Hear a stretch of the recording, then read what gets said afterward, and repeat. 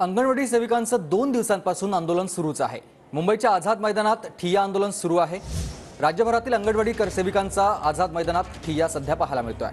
मागण्या पूर्ण होईपर्यंत मैदान सोडणार नाही अशी भूमिका या सगळ्या अंगणवाडी सेविकांनी घेतली आहे।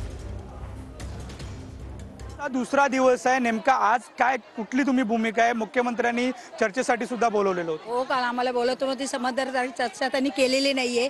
जे आम्हाला पेन्शन, ग्रॅज्युटी किंवा पगार वाढ, मानधन, वेतन करणार होते, आमचा कोर्टाचा निकाल लागला तरी आम्हाला अजून काही मागण्या मंजूर झालेल्या नाहीयेत। ते आम्ही डिसेंबरपासून 4 तारखेपासून आम्ही मोर्चावर इथं बसलेलो, आमच्या अंगणवाड्या बंद आहेत। लवकरात लवकर त्यांनी निर्णय लावा, आमचे लाभार्थी आहारापासून वंचित आहेत, लवकर निर्णय लावा। जोपर्यंत आमच्या मागण्या मान्य होत नाही तोपर्यंत आम्ही इथे धरणे आंदोलन करणार आहे। शासनाला आमच्या जो मानधन आहे ते तुटपुंचं मानधन आहे। 10,000 आम्हाला मानधन मिळतं आणि त्या मानधनात आज किती महागाई आहे, या महागाईच्या काळामध्ये हे तुटपुंचं महागाईत आम्ही कसं जगायचं?